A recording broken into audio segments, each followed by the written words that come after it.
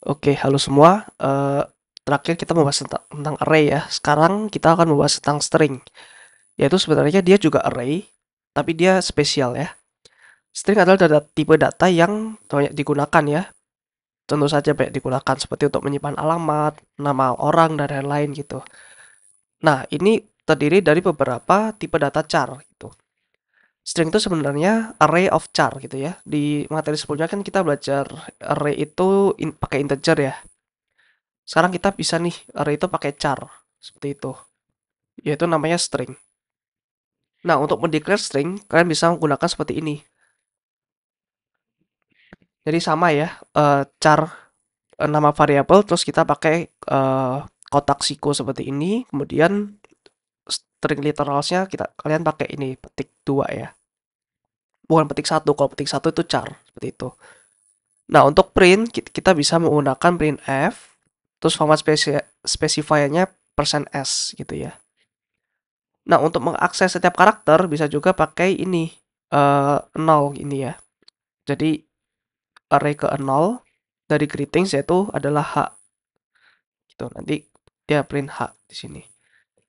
Untuk memodify juga bisa. Jadi misalkan 0 di sini, kalian mau pakai C, ya berarti C lowered gitu ya. Coba kita demokan untuk ininya.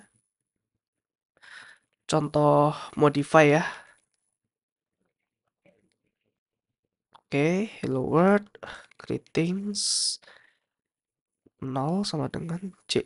Itu ya. Kita mau ubah eh karakter pertamanya. Nah, kita print S saja. Print F. Nah, jadi Jello word ya di sini. Kalau kalian lihat. Jadi seperti itu. Jadi string itu basically ya array of karakter seperti itu. Nah, cara string di store di memori itu seperti ini. Jadi ada beberapa array ya di sini. Jadi masing-masing array ini adalah char, dan di dalam char ini ya sama ya representasinya sama seperti ini biasa, sama seperti char biasa gitu. Jadi ada berbagai macam ini di setiap kotak-kotak array ini gitu ya. Dan yang terakhir, ini adalah namanya null char atau terminator gitu. Nah, kalau kalian lihat di sini R itu 114 ya untuk ASCII karakternya, tapi kalau null char dia 0 guys. Kalau kalian lihat di sini dia 0 ya. Jadi di setiap akhir ini meskipun dia tidak ada backslash 0 di sini, ini backslash 0 ya. Jadi dia implicit ya, implicit. Jadi dia implicit ada null karakter di belakangnya, seperti itu. Nah, kalau kalian declare lewat seperti ini sebenarnya bisa lewat kurung kurawal gini ya. Tapi jangan lupa di belakang kita harus ada null karakternya atau terminatornya seperti itu. Nah, mari kita coba ya.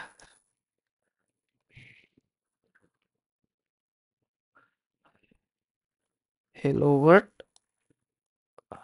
Oh,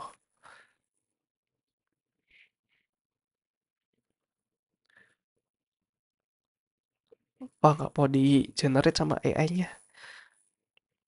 Nah, supaya lebih cepat gini aja ya. Hello W gitu ya.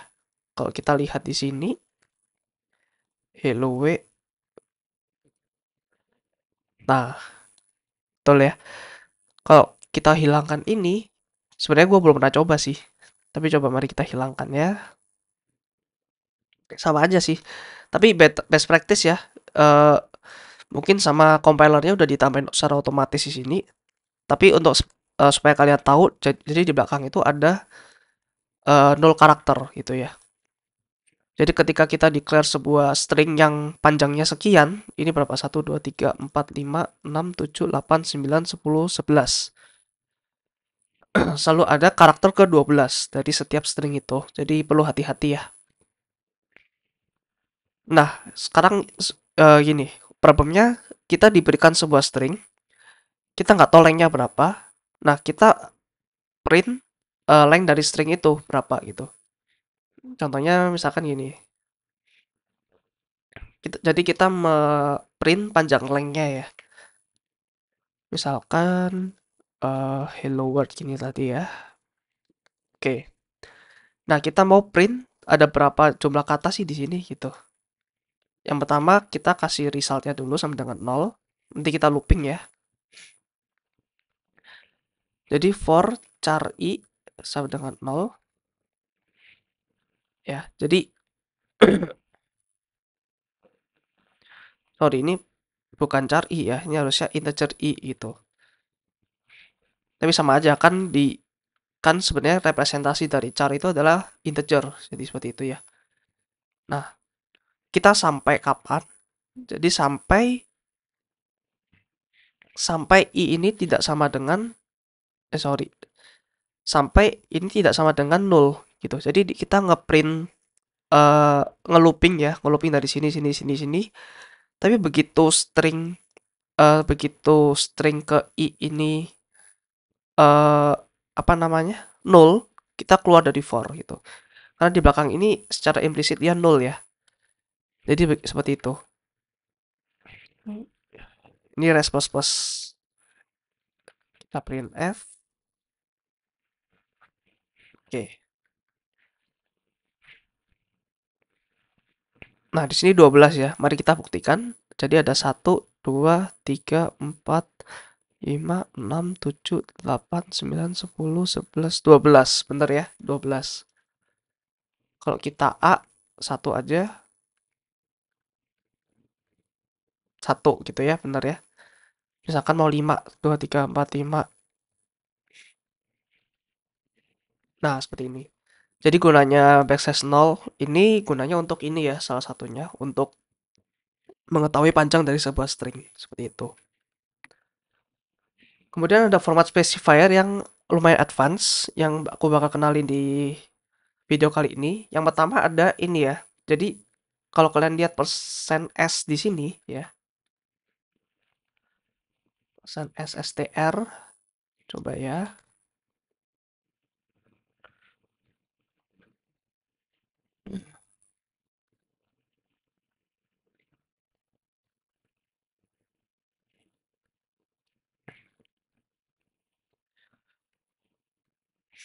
Nah, ini kan normal ya.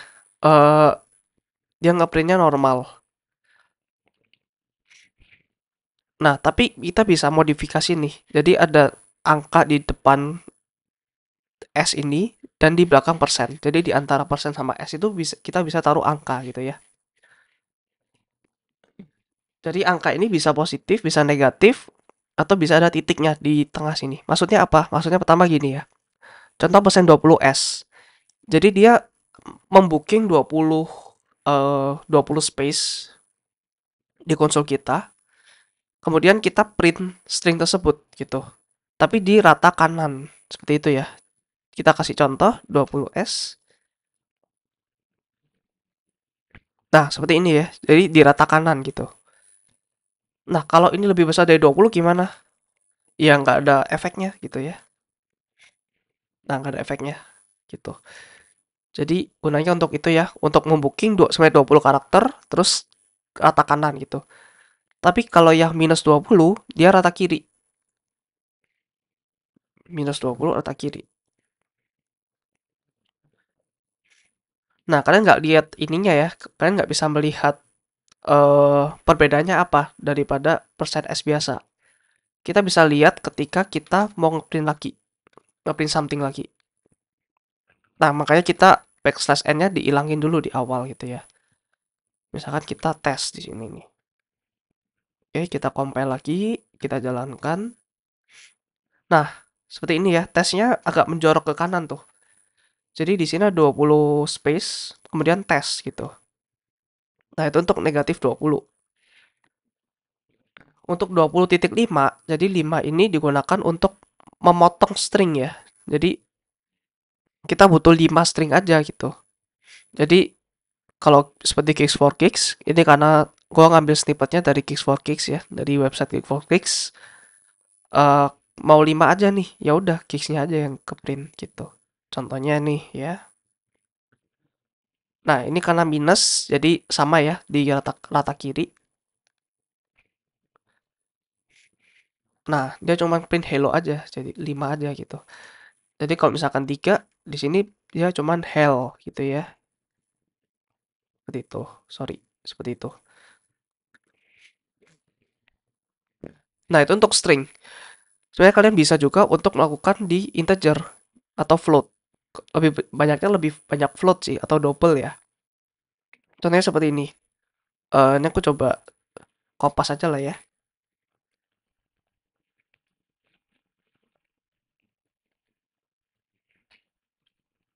Print f a sama dengan persen 6,2f.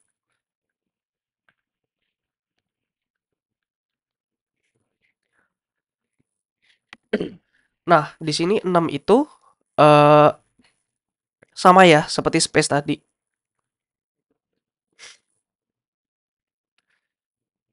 Sama seperti space tadi, jadi dia ada space-nya. Kemudian titik 2 ini adalah presisinya di belakang koma. Jadi seperti itu. Jadi 2 ini dia dibulatkan ya ke satuan yang terdekat jadi 29 di sini. 1,29. Jadi di sini ada 6 karakter, guys. Jadi ada 1, 2, 3, 4, 5, 6 gitu ya. Jadi dia booking 6 space digunakan untuk ngeprint sebuah float. Nah, kalau integer gimana nih? Integer B. Ini agak seru nih ya. Jadi kalau 10 kita tahu lah ya, kalau 10 itu maksudnya gimana. Jadi kita booking 10 terus di rata kanan gitu ya. Nah, ini 10,5 terus minus 10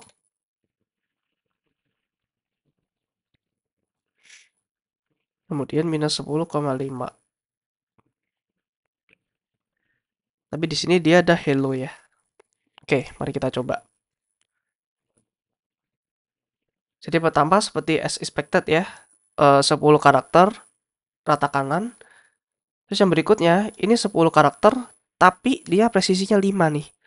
Jadi dia mengharapkan ada 5 angka yang di print.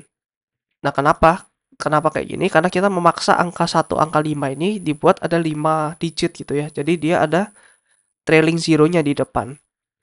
Gitu. Kalau minus 10D sama seperti ini, tapi rata kiri. Dan ini sebenarnya sama ya, rata kiri dan ada space-nya gitu. Jadi seperti itu ya untuk advanced format specifier.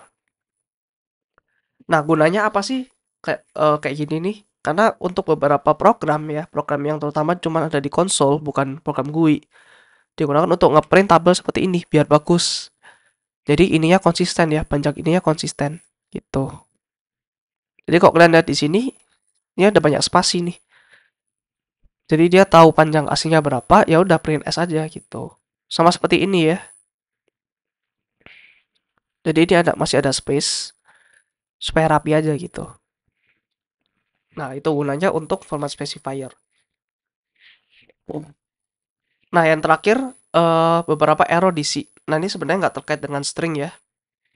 Tapi gua akan menjelaskan beberapa. Jadi di materi-materi sebelumnya, video-video sebelumnya kita sering melihat compilation error ya. Meskipun gua lupa untuk menjelaskan compilation error itu apa. Jadi compilation error ini ketika ketika kita mau compile, kemudian kita ada beberapa sintaks yang error. Nah, itu compilation error. Nah, kemudian kalau lingkar error, itu contohnya ketika kita eh biasanya ada program itu dia terdiri dari beberapa file ya, dan saling di-link oleh sesuatu gitu. Contohnya seperti stdio.h ini. Kita akan jelaskan di materi berikutnya tentang function. Jadi di sini, itu sebetulnya kita merefer ke hal lain ya, ke file lain namanya stdio gitu. Kalau kita lakukan seperti ini, secara compilation itu sebenarnya nggak ada masalah. Tapi karena dia nggak bisa menemukan gitu, jadi that's why ini namanya lingkar error gitu. Kemudian runtime error ini terjadi pada saat setelah kompilasi ya, setelah dikompil benar, tapi pas dijalankan ternyata error gitu. Yang pertama ada segmentation fault. Ini ketika program berusaha untuk mengakses area yang nggak dibolehkan gitu. Jadi ya ini nanti kita akan belajar banyak di pointer ya. Jadi ada memori yang kita nggak perbolehkan program ini untuk mengakses, tapi kita mengakses itu. Jadi segmentation fault, memory leaks juga ketika alokasi memori tidak tidak di nggak di free, jadi nggak dibebaskan gitu, jadi memory leak. Kita akan belajar di pointer nanti ya. Buffer overflow itu ketika data yang ditulis lebih gede dari yang bisa ditampung. Contohnya seperti integer kita masukkan 10 miliar gitu ya, itu buffer overflows. Kemudian dangling pointers itu ketika program menggunakan pointer uh, untuk merujuk ke memori yang diallocated. Itu nanti kita akan belajar di materi selanjutnya ya. Division by zero ini ketika kita membagi sesuatu dengan nol, which is nggak mungkin ya. Kemudian ada null point reference ketika mengakses data melalui null pointer. Itu nanti kita baca di materi pointer lagi. Nah, logical error ini lebih susah lagi ya untuk dideteksi. Kenapa? Karena kita tidak dapat warning ya. Kalau compilation error atau runtime error, kita tahu jelas nih errornya di mana. Tapi kalau logical error itu kita nggak tahu karena yaitu error dari logika kita sebagai programmer gitu ya. Yang pertama logic error. Ketika program itu berjalan tapi menghasilkan hasil yang salah gitu ya. Karena kesalahan algoritma atau kondisi yang salah. Kemudian array index of bounds. Itu ketika kita mengakses elemen di luar array. Jadi misalkan array-nya di-declare sebanyak 5, tapi kita mengakses data ke 10 gitu ya. Kemudian variabel yang tidak lupa di initialize seperti itu. Kemudian infinite loop dan tipe data yang nggak sama gitu ya. Mismatch menggunakan variabel dengan tipe yang berbeda gitu. Nah, sebenarnya ini bisa dicegah pakai compilation error ya, tapi ada beberapa case di mana compilation error menganggap ini nggak error gitu. Contohnya sih kebanyakan di typecasting ya, seperti itu. Nah, untuk next video kita membahas tentang function. So, itu aja mengenai string dan error di C. Sampai jumpa di video berikutnya.